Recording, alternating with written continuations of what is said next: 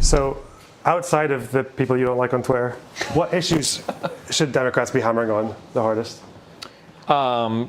That the immigration stuff has to get fixed, I think, because that's when, even if you're not actually impacted by it, that's like, people go on Twitter and they complain. Most Americans don't give a fuck, I don't think, about like the housing shit or the student loan shit. It just seems like it on Twitter. I think the immigration is like a do or die thing that a lot of what was it, like 26 governors basically signed up with Abbott to go to fucking civil war with the U.S. government. That's Send like a couple troops down there. That's insane. Not You've got like civil war. National Guards being mobilized from other states. That's wild. Okay, now Biden's a better man than me, because I would have taken the National Guard down there and arrested that guy and thrown him in jail. But the immigration thing, I think, is I don't think they can yank that chain for 8 months or 9 months till the election. But something has to change there, because that's like the only perceived like flaw, I think, where but you can legitimately point at Biden's administration and go, isn't this like really bad? Past immigration, I don't think there's anything big that anybody can point to besides like weird social issues or like abortion or something.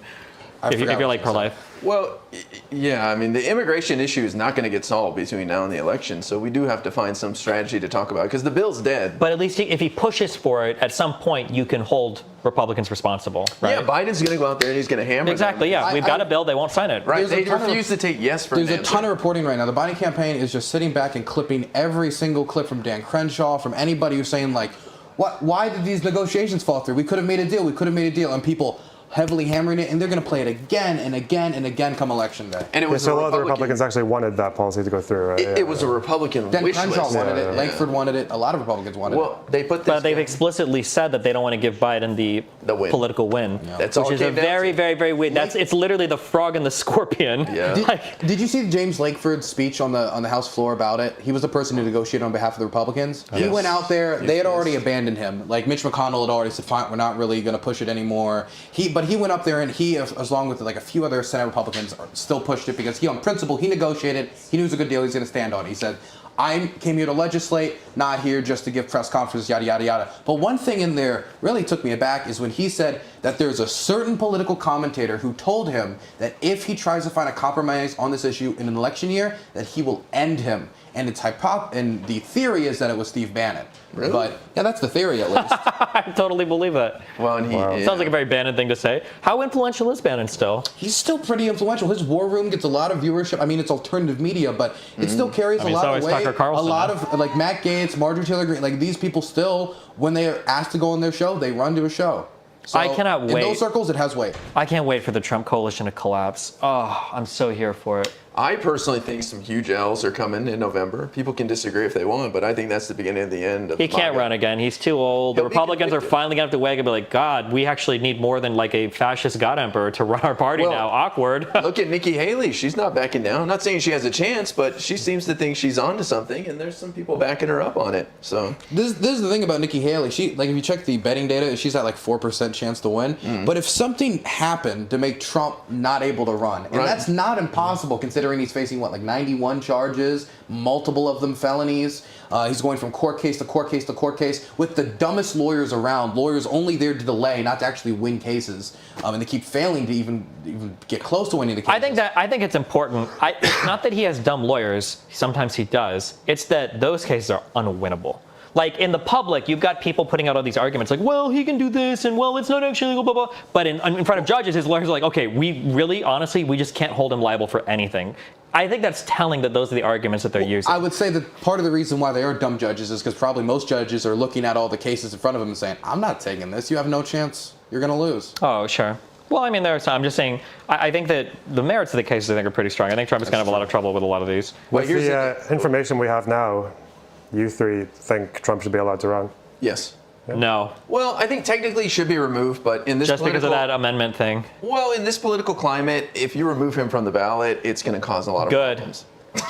Good. I mean, you're talking Those about are the lives good of problems. Americans.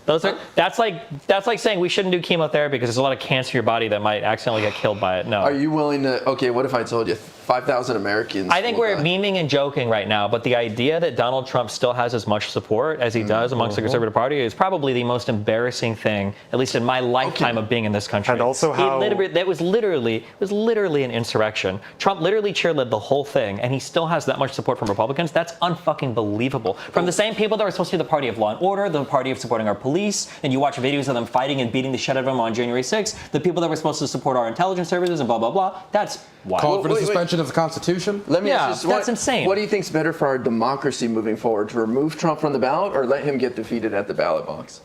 I think the best thing is I think that at the end of the day, one of the most important things, there's two things that sets America apart from other countries. One is we've got one of the coolest constitutions ever. And two, we have institutions that rigidly uphold that constitution. When you start to make sacrifices of principle in exchange for political expediency, your reward is chaos. I don't think you can buy your way to a healthy republic by sacrificing rule of law in order to eke out small political victories to try to ignore the fact that you have like half your population are like insurrectionists supporting rebels. But that's just crazy to me. You don't think it'd be better for the health of the republic if Trump lost in an election? Because it would at least they don't even accept the results of the last election. You think they're going to accept the results of the next one? By the way, if you're a Republican listening, don't even bother voting. We've rigged like all the ballot boxes out here. Like I've never seen so many fake ballot stuffers. Do you see when we were handing out the notes for the guys today? They had like 50 mail-in ballots each. It was insane. I think just in this district, we've already harvested like 7,400 ballots. 80% of the ballot voters are dead. Yeah, if you're a Republican, I wouldn't even bother voting. The election's already foregone, 100%. Yeah, we were registering people's dogs today. We're going for 38 states this time. Open up the newspaper, we look at the in memoriam section and just start entering in. Exactly, because they're never going to fight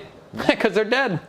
What do you think, Loner, from like an outsider's perspective? Like, what is the rest of the world thinking right now as we're about to get into election season here? Are they worried? I mean, it affects everyone, right? Like his foreign policy is so unpredictable, especially with all the conflict that's happening right now in Israel and everything. Like, that's to think that that there's just no predictable path that Trump would take on any of that compared to someone like Biden. That's like really scary. So do they worry about Trump getting back into power? Yeah, definitely. Especially when you think about to think that at the beginning of the war with Israel and Gaza, there was some consideration for Israel to go to war directly with Hezbollah, to just take them out, like fight on two fronts.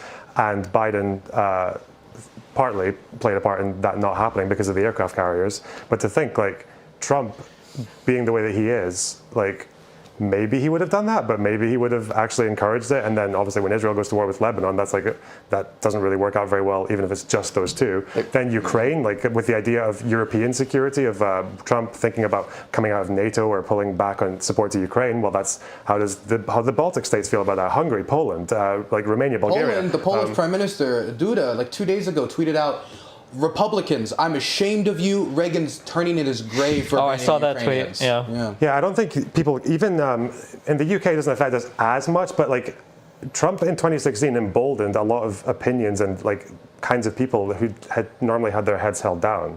And then Boris very much realized that populism was very popular, and then like the whole Brexit thing and the aftermath of that was very much like influenced by Trump's style of doing politics and like the way that Boris did his sound bites. And I don't know, and it's quite. Yeah, it affects everyone. So. God, fuck. All these Americans that knew nothing about British politics were like the most pro-Brexiting people in the world. Yeah. And all these stupid fucking Brexiters were like the most like Trump-supporting fuckers in the world. God, fuck me, dude. What a dark era for the world. Yeah, I do think we're living through history right now where people look back at like 2015 through maybe the next a year or so, 2025, and be like, what the hell, man? Never thought I'd say it, but I miss the neocons. I even miss the Tea Partiers, just a little bit. But that's what really, I think the scariest thing is maybe not so much the Republicans themselves, but it's the people who are so complacent and so tolerant of like everything. Because seeing you speak to Ben Shapiro, he clearly doesn't really agree that much with a lot of like Trump's extreme ideas, but he's tolerant of him saying, and that's because so scary, the fact that he's like he's smart enough to realize that he is not going to be able to bullshit his way out of like Trump being a rebellious president, but him being like, yeah, he is rebellious, but like he didn't like succeed the first time, so he probably won't the second time, so I'll vote for him again. We'll just grade him on a curve. What an unbelievably crazy statement. The guy tried to overturn the election, but since it held, you're going to give him another run at it? Could you imagine like a Donald Trump presidency with like a Rudy Giuliani as like the attorney general? Like that's not out of the realm of possibility. Vice President J.D. Vance. Like it's not out of the possibility of things happening. He's insane, and I don't think Trump is going to make the same mistake next time if he were to win the election of like, oh well, if I just choose strong Republicans, they'll support me whatever cockamamie. And you know scheme. what? Like you know who else did originally a very bad coup that no one took seriously afterwards? Hitler. Mr. Hitler, yeah. Yeah, in the 30s. And the conservatives in the early 30s were very much like, these guys are thugs, they're uneducated, they're gangsters, they're not going to handle like chancellorship and 2 government positions. We'll have them on a leash. It's like what the conservative guy von Papen literally said. We'll have them on a leash. A couple of months later, you've got the Reichstag burning down, and I just think that like that's the thing that really irks me, is just like maybe not the extremists themselves, but the people who are just a little bit near them, who are willing to put up with that just to keep the enemies out. That's why I'm scared about what you said about like, oh well, wouldn't it be better if he just like lost at the ballot? I mean, like he shouldn't be fighting at the ballot. It's one step closer. Yeah, and it's just like he doesn't even deserve to be listed. That's just unbelievable. I agree. On the merits, I agree. I just worry about those people that you guys described, those hardcore ones, and like. Yeah, but again, they're not going to accept it if he loses. Yeah, that's true.